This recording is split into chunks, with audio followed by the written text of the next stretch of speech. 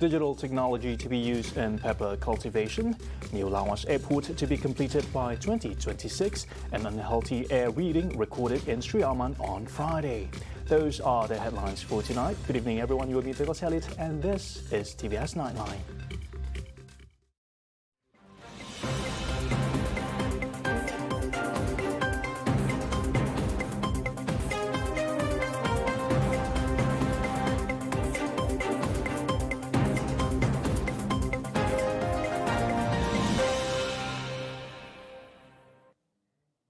We begin with tonight's top story. Pepper production is poised for a boom through the adoption of modern technology at enhancing productivity and quality. As such, modern technology, especially digital technology, has the means to empower farmers, improve their welfare and motivate the next generation in pepper farming sustainability. Thus, Premier of Sarawak Datuk Pentinggi Tan Sri Abang Johari Tun Openg has conveyed his recommendation for Malaysian Pepper Board on such an approach. Dia telah memberi satu pendekatan baru, iaitu lebih menggunakan teknologi, digital teknologi. Jadi di antara yang dia sebut spesifik tadi ialah mengenai kita boleh berkolaborasi dengan pejabat land and survey. Oleh kerana mereka telah ada mempunyai satu sistem yang boleh mengenal pasti yang kuat ulung di dunia.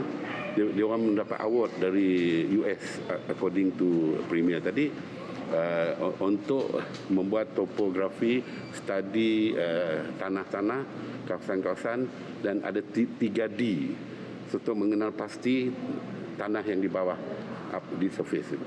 Jadi itu adalah teknologi, insyaAllah kita harap akan dapat membantu peladang-peladang kita, khususnya petani dan peladang lada.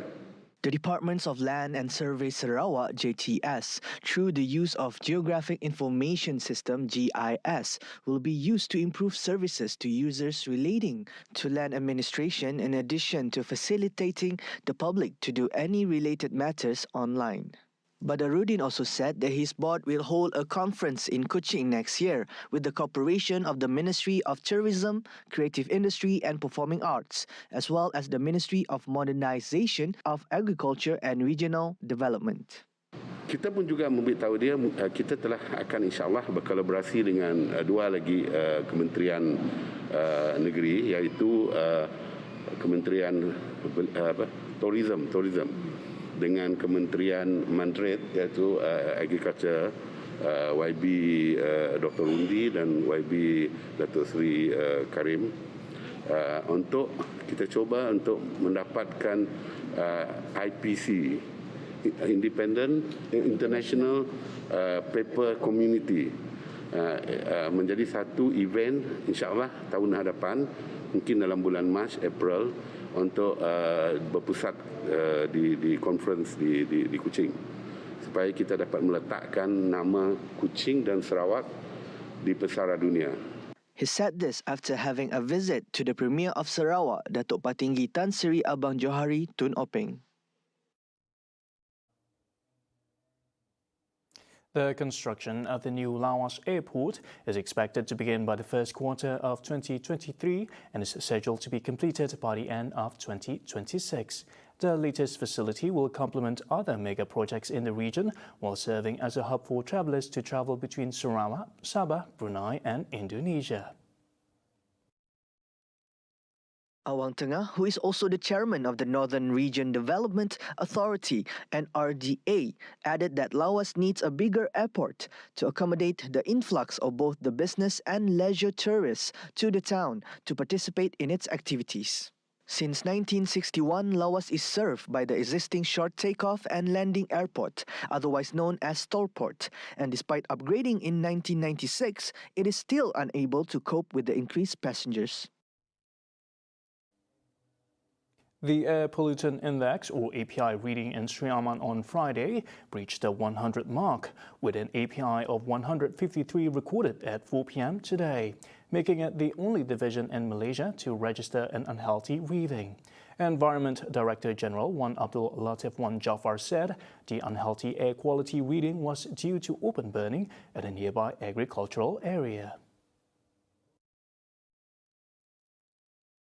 According to the Ministry of Environment, API reading in Seri Aman crossed the 100 mark at 1 a.m. on Friday and continues to gradually increase by the hours. Elsewhere in Sarawak, moderate air readings between 51 and 100 were recorded in most divisions. Meanwhile, Kapit is the only division in Sarawak to register a good air quality reading at 34. An API reading between 0 and 50 indicates good air quality, between 51 and 100, moderate, between 101 and 200, unhealthy, between 201 and 300, very unhealthy, and over 301, hazardous. Wan Abdul Latif said 6 hotspots were detected in the country on Thursday, namely 2 in Pahang, 1 in Perak, and 3 in Sarawak. The hotspots were detected through the National Oceanic and Atmospheric Administration and OAA 20 satellite images. Additionally, he said 97 hotspots were detected in Kalimantan and 70 in Sumatra, Indonesia. He advised residents near areas with API exceeding 150 to cut down on outdoor activities and to wear face masks. Additionally, he said the southwest monsoon, which began on May 14th, is expected to last until mid-September, bringing with it dry weather. On Wednesday, TVS reported a hazy sighting in the division following hotspots detection near the border, forecasting just 72 hours of the ordeal. However, the situation worsens on the 4th day.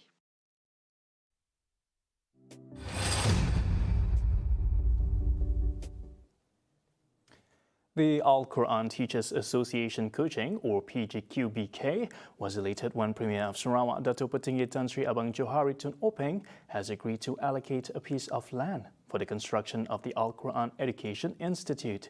Its Deputy Chairman, Sanani Fauzi, said since its establishment in 2005, the association has been renting a space for its office at the Al-Mukarramah Academy.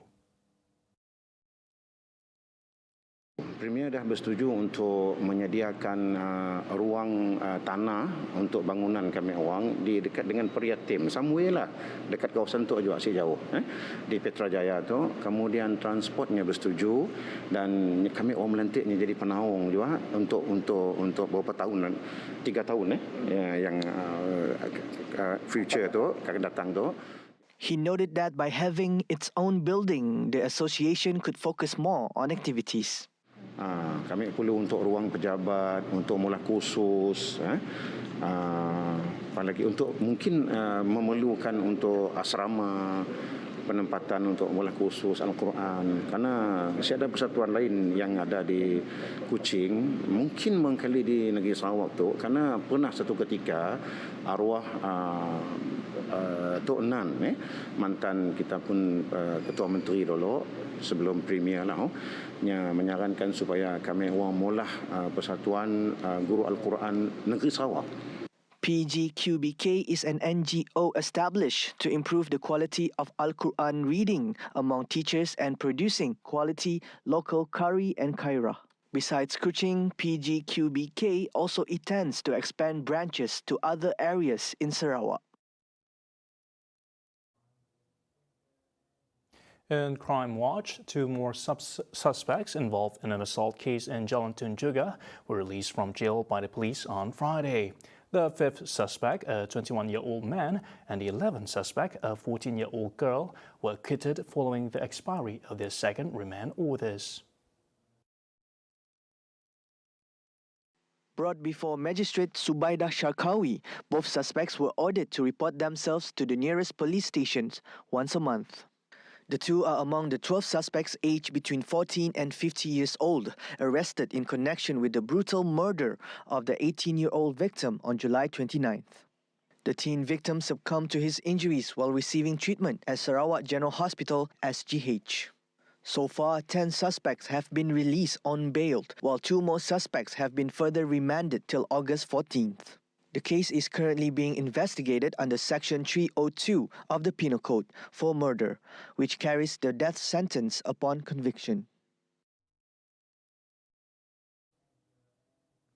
Two crypto mines at separate locations were raided in Cebu for illegally tapping electricity supply.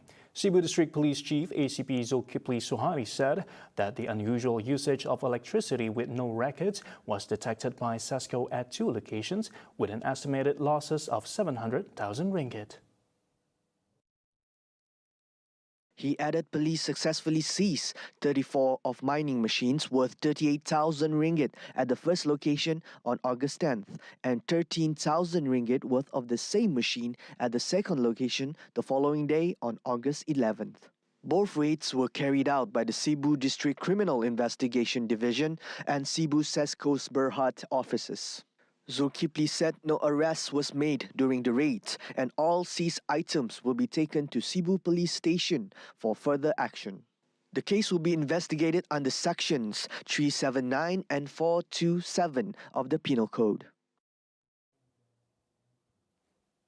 Now, the unemployment rate among youth has shown a decline, with the lowest recorded in June 2022 as compared to a year earlier. At the same time, statistics have shown that more and more SPM graduates have opted not to continue their tertiary education, tempted by opportunities offered in the workforce. However, according to a senior fellow of the National Council of Professors, Dr. Janiri Amir, education is still among the most important tool for a successful future. Here's a snippet from earlier today. Well, as an ex-lecturer, academician in university, also former school teacher, I am now heading the media organization. I strongly feel that there is still a need for our students to pursue, higher education. It's very important to have not only knowledge, but also skill, which is relevant to the industry. I think in the bottom line here is knowledge, skill, experience, I think is still very, very important to ensure the future, because knowledge is the passport for their own future. Meanwhile, when asked if employers nowadays prefer education over experience, here is what he has to say. But of course, they are not all employers or not all jobs, opportunities, have that kind of approach. I think what matters to some of them, I think, we cannot deny the fact that to some, experience is very important. They put experience first compared to other attributes. But then again, to me, I still feel that experience plus knowledge, skill, and the right attitude and traits really matters, because by the end of the day, the productivity and the growth of any company depends very much on the knowledge, skill, and also experience of the employees. So we need to strike a balance here between experience and also skill. So, because by the end of the day, attributes, positive attributes, and also the right attitude on the part of the employers, the employee counts, really matters to the employer. As such, Dr. Janiri urged those who are planning to discontinue their tertiary education to register with a skill-based institute so that in the future they are able to work in an industry that they have an interest in and at the same time possess a relevant qualification.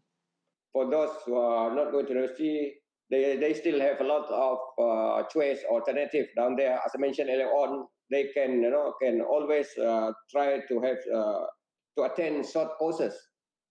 As I said earlier on, Syntax is offering more than 60 programs. They can choose any program that they feel that suits their interest, because by the end of the day, the interest will motivate them. Once they're interested in any field, that will of course, they can go very far. More to come. Select Committee on Tobacco Bill to meet next week, and Johnson & Johnson ends global sales of talcum-based powder. Right here on TVS Nightline. Stay tuned.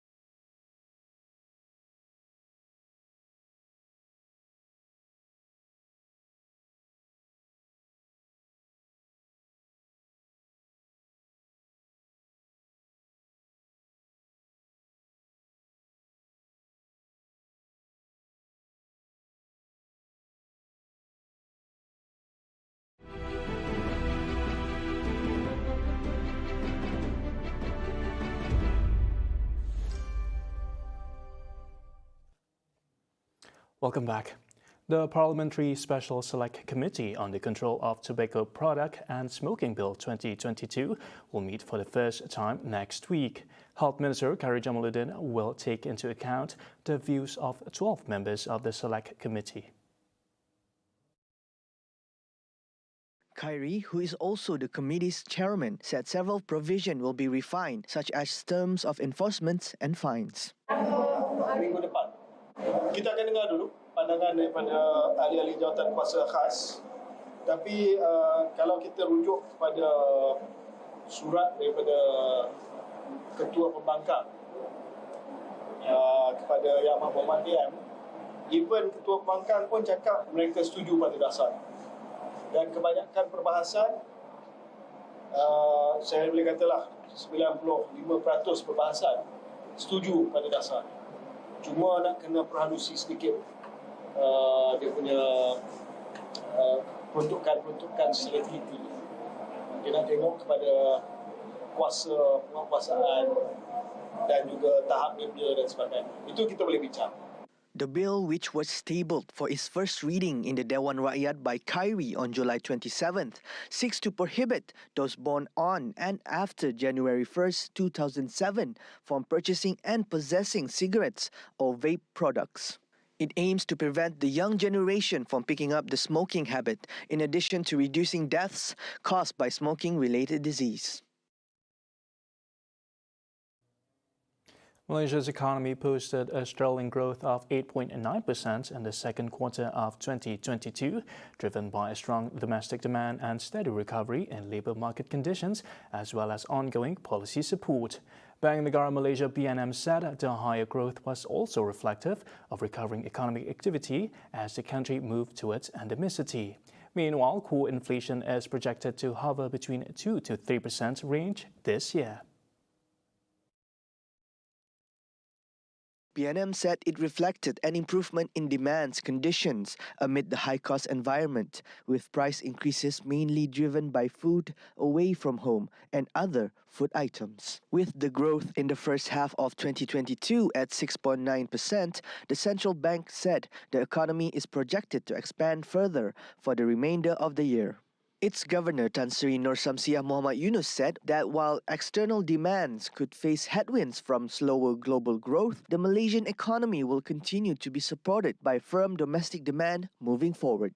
However, BNM said Malaysia's growth remains susceptible to weaker than expected global growth. Nevertheless, BNM said the inflation outlook continues to be contingent on upside risks stemming from the strength of domestic demand, global price developments, and domestic policy measures.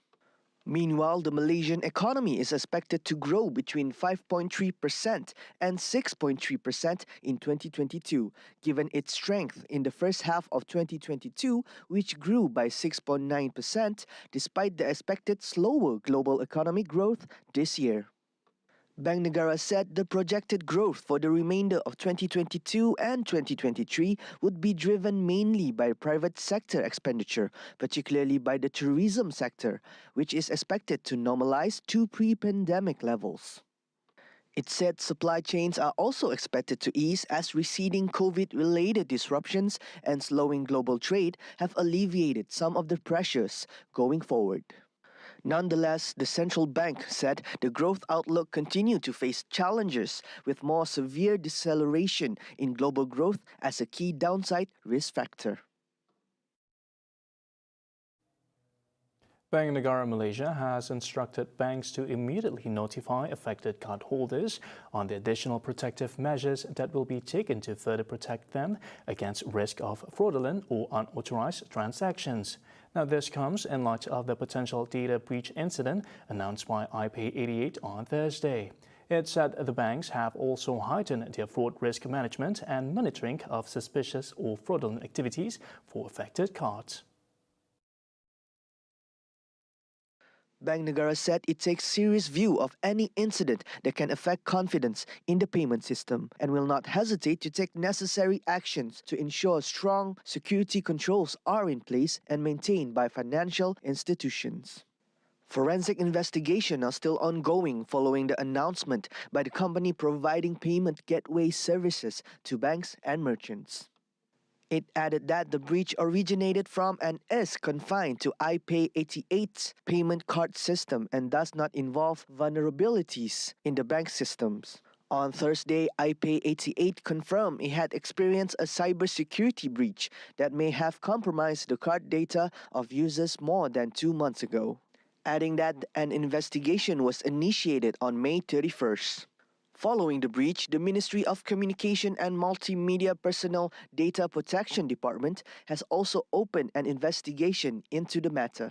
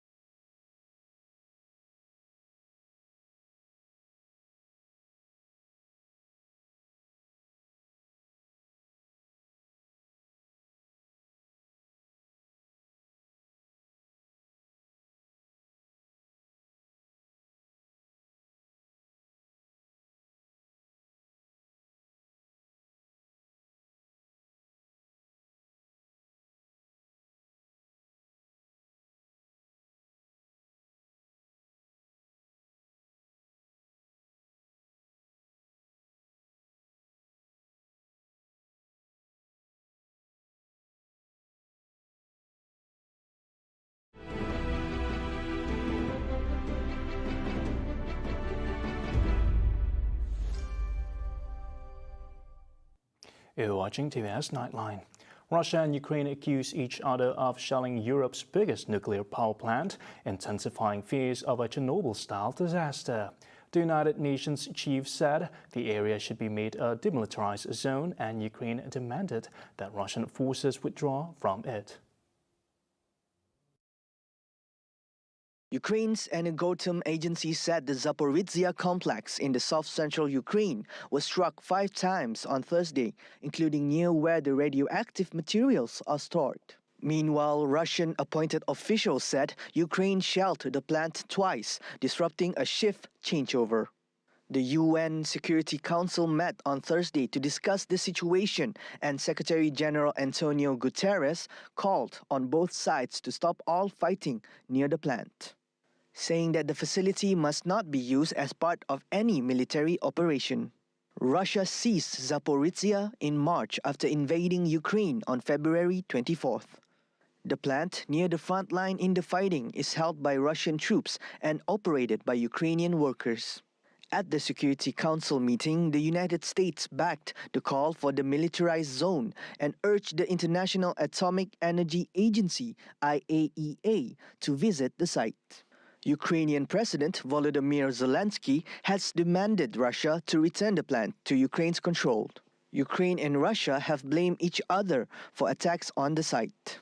Ukraine has also accused Russia of firing rockets at Ukrainian towns from around the captured nuclear power plant in the knowledge it would be too risky for Ukrainian forces to return fire. Wrapping up TVS Nightline tonight, Johnson & Johnson on Thursday announced that it will stop selling talcum-based baby powder globally in 2023 in favor of cornstarch-based powder. This comes more than 2 years after it ended U.S. sales of a product that drew thousands of consumer safety lawsuits. Johnson & Johnson is facing lawsuits from thousands of women who allege its talcum powder contained asbestos, which caused ovarian cancer. In 2020, J&J announced that it would stop selling its talc baby powder in United States and Canada because demand had fallen in the wake of what it is called misinformation about the product's safety amid a barrage of legal challenges. Despite the allegation, the company maintained that its product is safe to use based on decades of independent research. The company added that cornstarch-based baby powder is already sold in countries around the world.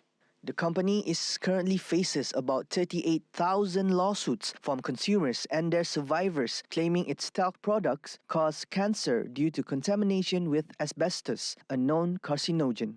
Back in April, a proposal to end the global sales of the talcum baby powder among shareholders failed. Johnson's baby powder is a household brand name and has been sold for almost 130 years.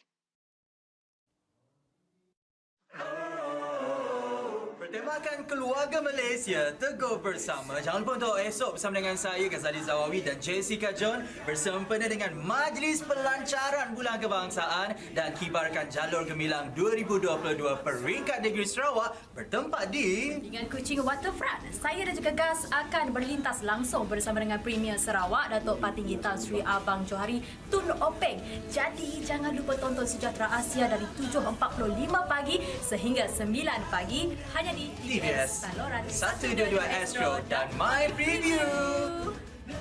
Daripada inspirasi, kami cetuskan inovasi. See the world closer with TVS as we bring you the latest news update both locally and internationally. Just a click away by heading on to our website at TVSTVMY or follow us on our social media. And that's all the time we have for TVS Nightline. I'm Doug Salit. Thank you for watching and have a great weekend ahead.